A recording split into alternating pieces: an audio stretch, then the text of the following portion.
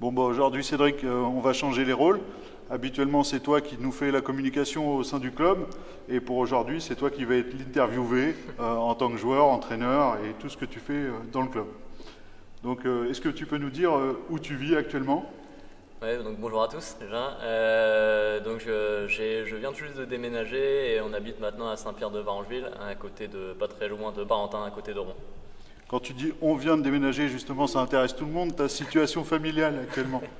En couple du coup, avec Marion Fauvel, joueuse de l'équipe de NF3. Voilà.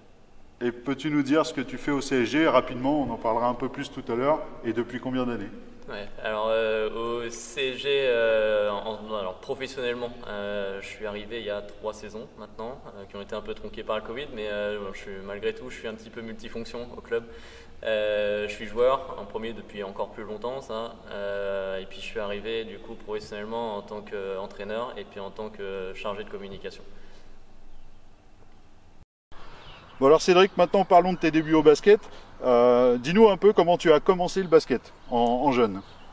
Alors ça remonte, hein, j'avais 5 ans déjà et c'est mes parents qui m'ont mis au basket simplement. Ils étaient plutôt d'avis de me mettre un sport d'intérieur plutôt que d'un sport d'extérieur pour venir me voir à mes matchs. Voilà, c'est toujours plus agréable de venir voir un sport d'intérieur. Donc voilà, mais c'est mes parents qui m'ont mis au basket tout petit quand j'avais 5 ans. C'était cette époque-là où tu étais fan des Bulls? Ouais, c'est ça. Ouais, c'est ça. C'était, je pense, un de mes premiers maillots à mon avis, ouais, tout petit. Ouais. Dans ton parcours, tu es passé par quel club avant d'arriver en senior? Explique-nous un petit peu tout J'ai ça. pas fait tant de clubs que ça parce que j'ai commencé du coup à Mont-Saint-Aignan, club de Mont-Saint-Aignan à côté de Rouen, tout petit, à 5 ans, et j'ai fait tout mon cursus jeune jusqu'à, il me semble, 19 ans. Donc j'ai fait toutes les équipes jeunes en région, j'ai fait une cadet France, et puis j'ai fait une première année en Régional 2, même donc à la fin de mon cursus jeune, j'étais en Régional 2 à Mont-Saint-Aignan. Et voilà, après j'ai rejoint Biorel en National 3, j'ai fait 2 saisons en National 3 à Biorel avant de rejoindre à la suite Gravenchon. D'accord. Il y a des tournois qui t'ont marqué durant ta jeunesse ou plutôt les études supérieures? Oui, plein de tournois qui m'ont marqué, ou en tout cas qui ont laissé des bons souvenirs. Moi, les tournois en jeune, tournoi de Biorel par exemple, c'est un très bon souvenir, hein. C'était Poussin, donc équivalent de U11 maintenant. On avait gagné le tournoi à Biorel contre Biorel en finale. Je me rappelle, la salle remplie, etc. Très bonne ambiance. Donc ça, c'était un premier bon souvenir. Après, on a fait beaucoup de tournois aussi à Berck. On partait le week-end entier avec l'équipe. Et puis voilà, donc toujours de bons souvenirs qu'on a beaucoup gagné aussi. À cette époque-là, on avait gagné pas mal de tournois à Berck. Et puis après, un petit peu plus récemment, pendant le cursus universitaire, on a fait pas mal de tournois avec l'équipe universitaire qu'on a gagné aussi beaucoup de fois. On a fini 4 ou 5 fois champion de France universitaire.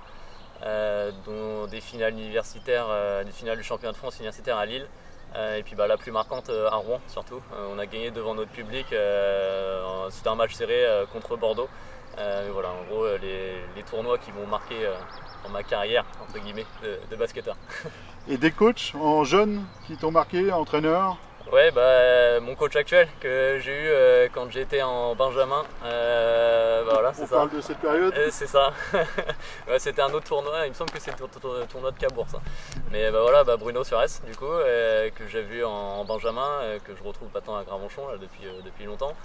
Un autre entraîneur qui entraîne l'équipe de N3 de Gravenchon, j'ai vu Thierry Cormier aussi. Une autre photo voilà, avec Thierry Cormier, voilà, c'est ça. Donc j'avais eu en minime. Et puis en cadet à la suite j'ai eu aussi Hugo Duquesne qui est maintenant sur le centre de formation d'Évreux. Et puis voilà mes coachs jeunes, les principaux en tout cas qui m'ont marqué. Après il y en a eu d'autres, mais voilà c'est les 3 principaux qui m'ont marqué. On remercie en tout cas tous les complices qui nous ont donné ces belles photos. Cédric, on va parler un peu plus de côté personnel. Facile de vivre avec un basketteur? Facile, oui et non. Peut-être un peu trop passionné par le basket et du coup pas forcément très disponible, pas beaucoup de soirées. Mais bon après, humainement on va dire, je pense que je suis pas la personne la plus difficile avec qui vivre. Donc, mais c'est ça, comme je dis, peut-être un petit peu trop passionné de temps en temps et un peu trop à fond où il n'y a pas de jour off. Même le dimanche, ça regarde des matchs de basket et puis voilà. Donc peut-être un peu trop passionné, mais sinon plutôt facile. Et à l'inverse, facile de vivre avec une basketteuse?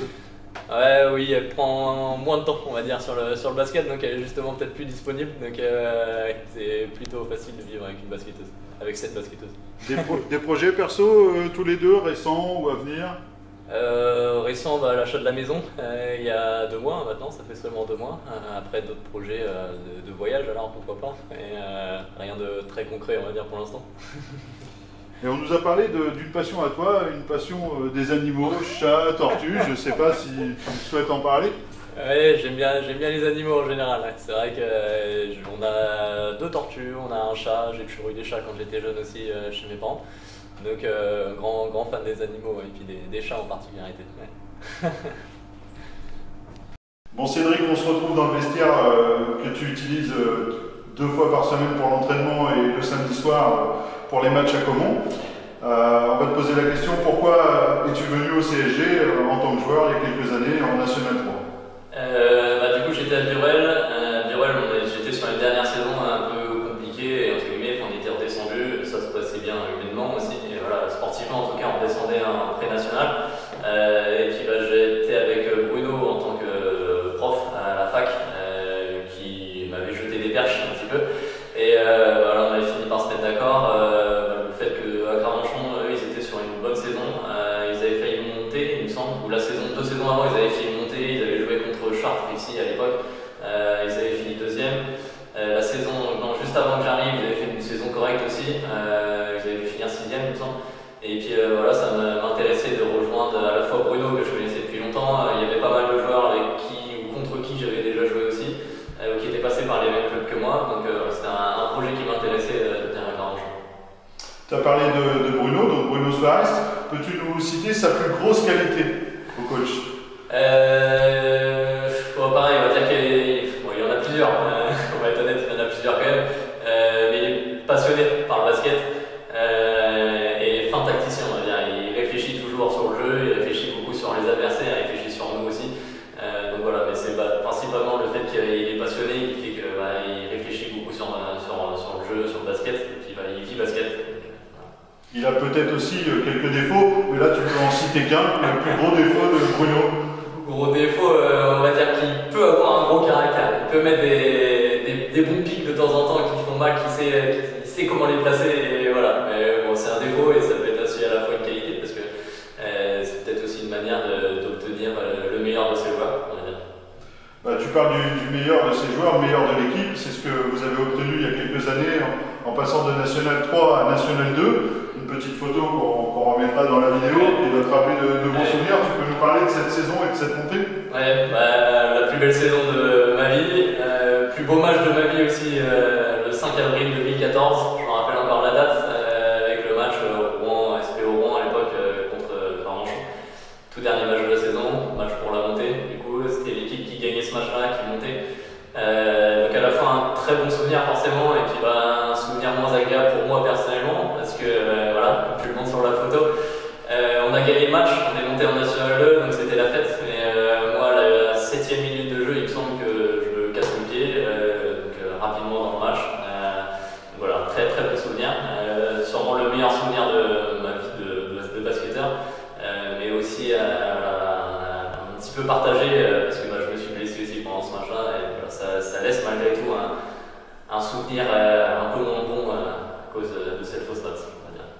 Alors attention, on rassure tout le monde, on n'est pas sur la fin de carrière de Cédric Le Borloc, surtout pas à Gravenchon, mais quelques souvenirs. Tu as parlé de cette montée, le meilleur joueur avec qui tu as joué jusqu'à maintenant, ça peut changer encore. Il y en a 2, on va dire, c'est difficile de les partager, mais c'est 2 étrangers qu'on a pu avoir à Gravenchon. C'est Amadi Mackenzie, il y a quelques années, on sait très bien qu'il a dominé amplement le championnat, il tournait à 20 points de moyenne. Et puis cette année, on joue avec Sean King qui surdomine aussi le championnat, qui tourne aussi à 20 points de moyenne, 17 rebonds de moyenne, etc. Donc c'est difficile de départager les 2 joueurs, donc je les mettrai sur un pied d'égalité, mais voilà, les 2 meilleurs joueurs avec lesquels j'ai pu jouer. Alors depuis 2014-2015, on est monté en National 2 et on se maintient tous les ans. Encore cette année, c'est chose faite depuis le week-end, le dernier match, officiellement. Qu'est-ce qui, selon toi, fait qu'on garde cette position de maintien en National 2, nos points forts, nos points faibles de l'équipe de Gravenchon? Question vaste, on va dire. Mais déjà, Gravenchon, ça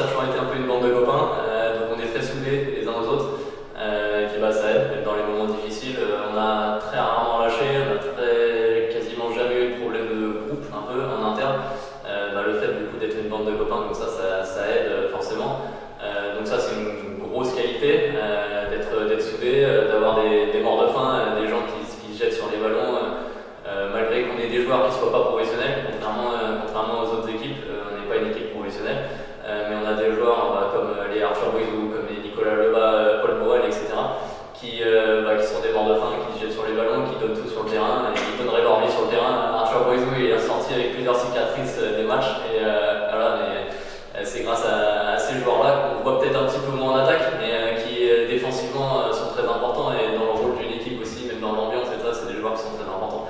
Donc ça, c'est une grosse qualité qu'on a et qu'il n'y a pas forcément dans les autres équipes avec des joueurs professionnels, où l'ambiance peut être un petit peu différente, avec des joueurs qui viennent et qui pensent à leur carrière. Et voilà, nous, on n'a pas de ça à Garmanchon, on n'a que des joueurs qui viennent pour passer du bon temps, pour gagner des matchs et pour vivre collectivement. Voilà. Tu as parlé beaucoup des coéquipiers, c'est ton habitude. Ouais. Revenons à toi, tu es quand même un des meilleurs joueurs de l'équipe, si ce n'est le meilleur joueur non professionnel de l'équipe. As-tu pensé à un moment en faire ton métier, jouer à un niveau plus haut, National 1, Pro B, pourquoi pas Plus jeune, j'y ai pensé. Les premières saisons en M2, je me rappelle, j'avais des clubs de National 1 qui m'avaient contacté, la Charité par exemple notamment. Donc j'y ai pensé. C'est quelque chose, j'ai beaucoup pensé, c'est quelque chose qui m'intéressait d'un côté, le fait d'essayer de vivre de ma passion. Et j'ai toujours eu un peu un état d'esprit à vouloir assurer ma carrière actuelle et puis ma carrière future. Donc j'ai toujours voulu continuer à faire des études. Donc à côté du basket, j'ai fait mes études. J'ai fait des études au départ pour être prof de PS. J'ai fait un master, ensuite je me suis orienté pour faire un master dans le marketing sportif, marketing, communication dans le sport. Et puis à la suite de ça, j'ai trouvé mon travail. Donc voilà, ça m'a intéressé, mais j'ai toujours voulu assurer en fait ma carrière. Et dans le sport, c'est malgré tout un petit peu moins sûr que d'avoir une vraie carrière professionnelle avec entre guillemets un vrai métier. Même si le métier de basketteur professionnel est un vrai métier aussi. Mais j'ai toujours préféré en tout cas assurer ma carrière. Bon justement, on va parler de ton parcours scolaire, ton collège, ton lycée, tu peux nous en dire un peu plus, qu'est-ce que tu as fait comme études? Ouais, collège j'étais à Mont-Saint-Aignan, du coup, la ville où j'ai commencé le basket aussi, tout était sur Mont-Saint-Aignan, j'habitais aussi sur Mont-Saint-Aignan, donc voilà, très centralisé sur Mont-Saint-Aignan. Ensuite je suis allé au lycée en centre-ville de Rouen, donc lycée Camille Saint-Saëns, j'ai fait un bac ES que j'ai eu. Heureusement. Et puis ensuite, je me suis orienté en STAPS. Alors au début, je suis allé en STAPS comme beaucoup de STAPsiens, hélas. Je suis allé en STAPS parce que je ne savais pas exactement quoi faire, professionnellement parlant. Et puis après, donc j'ai fait un premier cursus pour être professeur de PS. Qui m'a pas forcément plu, donc pourtant je suis allé jusqu'au bout, je suis allé jusqu'au Master 2 et puis au Master 2 je me suis rendu compte à force de faire des stages que c'était pas forcément ce qui me plaisait le plus et du coup je me suis réorienté à force de parler avec des amis qui avaient fait donc la filière management et marketing des structures sportives professionnelles. Je me suis orienté sur ces structures là et du coup je suis reparti en Master 1, Master 2, j'ai obtenu mon Master et voilà à la suite j'ai travaillé Frenchy Associate dans un premier temps et ensuite je suis arrivé au club de Garmanchon. Donc tu as fait un parcours scolaire post-bac, mais avant le bac, au collège, tu étais un bon élève au primaire? J'étais un bon élève, alors je pensais plus au basket qu'au cours, mais bon malgré tout j'ai tout obtenu assez facilement, sans rien redoubler, etc. Donc voilà, j'étais un élève correct on va dire, correct plus. Voilà. Et tes disciplines préférées, je suppose le sport? Le sport, voilà, de loin devant les autres. Après j'aimais bien d'autres disciplines, les langues plutôt, l'anglais pourquoi pas.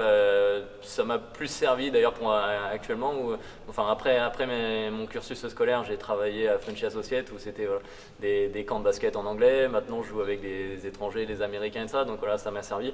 Et puis après j'ai continué à développer mes compétences en anglais à la suite de mon cursus scolaire aussi, en travaillant à Frenchy, en jouant avec des étrangers, donc voilà. Mais l'anglais c'est aussi quelque chose qui m'a plu. D'ailleurs, le cursus scolaire et le cursus basket, là on est dans la tribune de nos jeunes du club. Quel conseil tu donnerais à un jeune qui veut mener les deux de front? Faut être au taquet, parce que faut faire une première journée d'écolier qui va se finir vers 17h et puis ensuite faut savoir enchaîner sur le sport. Donc à l'époque en jeune en tout cas quasiment tous les jours, quasiment même plusieurs entraînements par jour à la fac. On finissait à 18 h et puis on enchaînait et on terminait les entraînements à 22 h. Donc voilà, faut être au taquet mentalement, physiquement, et puis voilà. Avoir une bonne hygiène de vie aussi, c'est important pour certains staffiens qui n'ont pas forcément une très bonne hygiène de vie. Tu compartimentes donc les choses, c'est ce que tu fais maintenant en tant que joueur, chargé de com, entraîneur, mais peu de gens le savent, mais tu as aussi une entreprise de communication, tu es auto-entrepreneur. J'ai eu l'occasion de te voir travailler dans un lycée, il faut te souvenir qu'on verra. Moi j'ai trouvé que tu avais une qualité à t'intégrer avec les équipes de direction du lycée, les jeunes du quartier, les jeunes. Est-ce que c'est le basket, est-ce que c'est le sport qui te permet d'être à l'aise un peu caméléon? Ouais, c'est peut-être le côté collectif toujours, essayer de m'intégrer dans une équipe et de ça qui me permet de m'intégrer plus facilement aussi dans le travail, je sais pas, c'est peut-être ça. C'est des qualités qui sont recherchées chez nos sportifs de haut niveau. Ouais. Et qui sont parfois recherchées aussi dans des entreprises d'ailleurs, qui recrutent aussi là-dessus. Donc, sur ces qualités humaines. On peut conseiller à nos jeunes de continuer le basket tout en continuant sérieusement leurs études. Un sport collectif, très important je trouve, pour s'ancrer dans un groupe et de ça, plus important peut-être même qu'un sport individuel. Selon toi, est-ce que c'est incontournable de faire le pôle espoir pour jouer à ton niveau, National 3, National 2, National 1 ? Alors ça aide, c'est un bon levier, je pense que ça te permet d'avoir les moyens de t'entraîner le matin, d'avoir un emploi du temps adapté, etc. Mais je pense pas que ce soit un incontournable. Par exemple à Gravenchon, il y a peu de joueurs qui ont fait le pôle espoir et malgré tout on joue en National 2. Il y a des joueurs qui jouent à très haut niveau et puis qui n'ont pas fait le pôle espoir parce qu'ils ont commencé le basket assez tard. Voilà. Donc ça dépend, les joueurs qui sont motivés, qui ont malgré tout des capacités, qui ont peut-être la capacité à réfléchir aussi sur le basket. Je sais que dès que j'étais jeune, moi je réfléchissais toujours à comment est-ce que je pouvais m'améliorer. Je savais que j'étais petit, donc malgré que j'étais plus petit que tout le monde, j'allais shooter, je travaillais techniquement. Je pense que j'avais rien à envier à certains joueurs du pôle espoir, mais physiquement par contre j'avais des kilos et des centimètres à rendre, donc c'est surtout pour ça je pense que j'ai pas été pris au pôle espoir, mais voilà, donc c'est pas forcément un incontournable. On peut par des manières dérivées finir à jouer à des niveaux intéressants sans forcément être au pôle espoir. Alors Cédric, tu as une carrière très longue, c'est pas fini, on l'espère bien, encore quelques belles années. C'est quoi ton secret de longévité? Tu dois avoir une bonne hygiène de vie, nourriture, sommeil, en plus tu n'es pas souvent blessé. Ouais, c'est ça. J'ai mes coéquipiers qui m'appellent en rigolant, ils m'appellent le robot parce que je suis jamais blessé, j'ai une bonne hygiène de vie, c'est sûr, je fume pas, je ne bois pas, je suis pas le mec qui est super fêtard qui va sortir tous les samedis soirs et ça. Donc moi je mets tout de mon côté en tout cas pour avoir une entre guillemets carrière, si on peut appeler ça une carrière assez longue. Donc je fais attention à prendre soin de mon corps, à manger à peu près correctement, tout ce qu'il faut en tout cas pour avoir une carrière assez longue. Et en plus de l'entraînement avec l'équipe, tu fais les choses par toi-même, que ce soit pour le physique ou pour le tactique, le technique? Ouais, physiquement on va dire pour tout ce qui est petites douleurs, parce que les douleurs forcément ça arrive, même si ça m'empêche pas de jouer, ou très rarement, parce que je pense que j'ai dû rater depuis qu'on est en N2, j'ai dû rater 1 ou 2 matchs seulement. On a des séances de kiné où j'essaie d'y aller le plus régulièrement possible, pour les petits bobos, des trucs comme ça. Après ça peut être tout ce qui est étirement, tout ce qui est hydratation. Physiquement, on va dire pour le développement physique, comme vous pouvez le voir, c'est pas la chose que je travaille le plus. Je fais un petit peu de musculation, de renforcement pendant les vacances d'été, mais après pendant toute la saison, c'est quelque chose que je mets de côté pour justement éviter tout ce qui est courbature, tout ce qui est fatigue, on va dire, musculaire et physique. Et c'est peut-être ce qui me permet d'être en forme à chaque match. Dans ta vie, as-tu essayé d'autres sports? Est-ce que tu as pratiqué? Ouais, j'ai essayé pas mal de sports. J'ai commencé tout petit et mon premier sport c'était le basket. Mais malgré tout, à côté du basket, j'ai fait pas mal d'autres sports. J'ai fait du foot très rapidement, ça m'a pas trop plu, sport d'extérieur et ça, c'était pas trop mon truc. J'en ai fait 3-4 mois et j'ai arrêté. À l'approche de l'hiver, j'ai arrêté. Après j'ai fait de l'athlétisme, même si c'était en extérieur, ça m'a plus plu, j'en ai fait environ 5 ans il me semble. J'ai fait du handball, mais pareil ça a été assez rapide, peut-être une année. Et puis j'ai fait du tennis aussi assez longtemps, environ 5 ans à peu près. Voilà, donc j'ai essayé plein de sports et je suis toujours resté au basket, c'est le basket qui m'a le plus plu. Alors au CSG, on t'a quand même vu pendant la période Covid à la pétanque, au VTT, c'était pas ouf. Au squash, il paraît que c'était mieux. Ouais, on fait ce qu'on peut, On essaie d'être polyvalent, mais bon. Et à ton âge, es-tu encore capable de faire ça? On verra la photo et Ouais. tu peux nous en parler d'ailleurs. Les dunks. Les dunks, c'était quand j'étais jeune, comme beaucoup de jeunes, hein, on pense à dunker. Et un petit peu moins quand on est un peu plus âgé et qu'il faut s'échauffer et voilà, faut échauffer le corps pour commencer à pouvoir monter un peu plus. Bon, malgré tout, je dunk encore et ça. Alors, faire des concours de dunk, comme sur la photo, je pense pas. C'est plus en plus forcément quelque chose qui me motive. C'est ça ce que je disais, hein, quand on est jeune, on a envie de dunker, on a envie de prouver qu'on peut mettre des gros dunks et ça. Et puis bah, quand on est plus âgé, on s'en fiche, un dunk c'est 2 points. Donc justement, je préfère tirer derrière la ligne à 3 points, ça vaut plus de points. Bon, et puis petite question subsidiaire sur la longévité, tu comptes encore jouer combien de temps à ce niveau-là? Je me fixe pas de limite, on verra. Tant que je peux jouer, je continuerai à jouer. Tant que mon corps dit oui, je continuerai à jouer. Tu entraînes et tu coaches depuis quelques années, donc qu'est-ce qui te plaît dans ce nouveau rôle? Simplement de travailler dans le basket, déjà c'est quelque chose qui me passionne. Après le fait de transmettre aux jeunes, et puis le fait de les voir évoluer aussi. Voilà, d'avoir un petit U11 qui commence le basket en début d'année et qui n'arrive pas à faire un double pas, qui nous fait des marchés, qui dribble pas, etc. Et en fin de saison, le voir enchaîner des double pas et puis faire des changements de main droite, main gauche, etc. C'est quelque chose qui me fait plaisir et qui me motive en fait à transmettre et puis à leur apprendre. Et c'est pas trop dur justement parce que ces jeunes-là ils viennent de plus en plus le samedi soir, c'est pas trop dur de devoir montrer l'exemple à chaque match? Ouais, j'ai le droit des petits pics de temps en temps pendant la semaine. Ah, t'as raté un double pas, voilà, des choses comme ça. Mais non, malgré tout, si au pire on fait un petit 1 contre 1 et puis voilà, on règle ça en contre 1. Ah, tu parles justement des petits pics, c'est facile de parler des lancers francs aux entraînements avec les jeunes? Non, cette question n'attend pas de réponse. On la passe. On la passe. On va plutôt parler de notre corps de licenciés. Et c'est quoi ton regard là-dessus? On est tous contents, on fera le point à l'AG, mais on est à plus de 220 licenciés. Le record précédent du club, il était à 193. Donc on a fait vraiment un bond en avant. C'est quoi ton regard là-dessus? Ça fait plaisir. Donc là, on est quasiment à plus 30 licenciés par rapport au record précédent. Donc ça fait plaisir. Ça montre que le basket, ça intéresse. Et puis que le club de Gravenchon aussi, ça intéresse.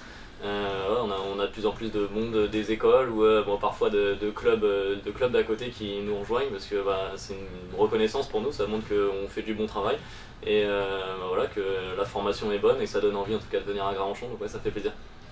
Et toi dans le futur, des ambitions dans le coaching pour l'après-carrière joueur, notamment avec des seniors? Là tu parles des petits mais... On a le temps, on a encore des années, on a encore quelques années avant l'après-carrière justement, donc on a le temps d'y réfléchir, mais pourquoi pas, ça peut être quelque chose qui peut être intéressant, ouais. Alors Cédric, pour terminer, on va le faire un peu à la manière de ce qu'on a fait pour les bénévoles, un questionnaire un peu rapide, donc on va te demander des réponses courtes. Ton joueur préféré de basket? Je vais pas me faire des amis, mais LeBron James. Pourquoi? Pourquoi? Parce qu'il est impressionnant. On parlait de longévité tout à l'heure, 37 ans, meilleur marqueur de NBA, je crois, il doit tourner à 30 et quelques points de moyenne, donc énorme simplement. Ta joueuse préférée? Interdit de dire Marion. On va rester française alors en ce moment, Marine Joannès, qui est impressionnante aussi avec ses tirs, etc. Techniquement c'est fort. Ton action de jeu préférée? Je suis partagé, mais on va dire un petit 3 points avec la faute, c'est pas mal. Comment expliques-tu en quelques mots les super résultats de nos équipes Fagnon, que ce soit les filles en National 3 ou les garçons en National 2? Les filles, il y a une grosse équipe individuellement, il y a de très bonnes joueuses de National 3, des filles qui pourraient jouer en National 2 assez facilement.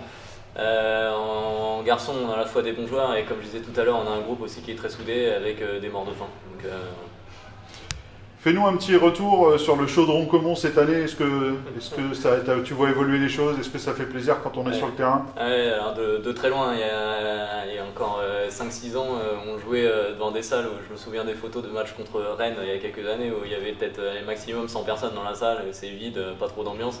Et puis là, depuis 2 ans, on sent vraiment que ça monte en puissance, que maintenant on fait des salles remplies avec un COP qui pousse vraiment. Et puis c'est peut-être aussi une des choses qui fait qu'on fait une bonne saison. Ça motive les joueurs, le fait de voir une tribune remplie avec des supporters qui mettent de l'ambiance et ça. Alors, c'est peut-être aussi une des raisons qui fait qu'on fait une bonne saison. Et un souhait pour l'année prochaine? Que la salle soit remplie à chaque match et qu'il y ait encore plus d'ambiance, ça serait fou. Maintenant, sur tes coéquipiers de National 2, peux-tu nous dire qui est le joueur le plus adroit? J'ai le droit de dire moi ou Antoine Chamu? Antoine Chamu ou moi, on va dire. Allez. Et le moins adroit? Le moins adroit, elle est dans les intérieurs. Alors pareil, je vais en citer peut-être on va dire Ola Adam pour l'instant. Et le joueur le plus physique de l'équipe, qui t'impressionne le plus physiquement? Qui m'impressionne le plus physiquement, Ola, on va dire. Ola Yodele, qui va très vite, qui est très costaud, qui est très rapide. Ça. Et puis on a demandé à ton capitaine, Nico Lebas, de formuler une question pour cette interview un peu spéciale. Et Nico, la question c'est: qui sera dans le 5 de départ de ton jubilé? Il y a les 5 joueurs que je voudrais avec moi. Ouais, c'est ça. C'est une question compliquée à répondre ça. Mais les gars avec qui je joue depuis longtemps, ça me ferait plaisir de faire pour mon dernier match. Justement Nico, les Arthur Brizot avec qui je joue depuis des années. Un mec comme Paul Bourrel aussi, où ça fait très longtemps qu'on se connaît. Et puis après, choisir que des joueurs à Gravenchon, de Gravenchon. Non, pas forcément. Allez, le dernier, un pote de longue date aussi qui est parti, mais Jonathan Ketani, ça me ferait plaisir aussi de finir avec lui sur un dernier match. Ouais, et pour terminer cette interview, un mot pour les supporters. Comme sont toutes les interviews qu'on fait tous les vendredis soirs, c'est venez nombreux nous supporter, on a besoin de vous. Et ce que je disais tout à l'heure, plus vous serez nombreux dans les tribunes, plus il y aura du bruit et plus ça va nous aider aussi à avoir des résultats et ça va nous motiver sur le terrain. Donc venez nombreux et bruyants.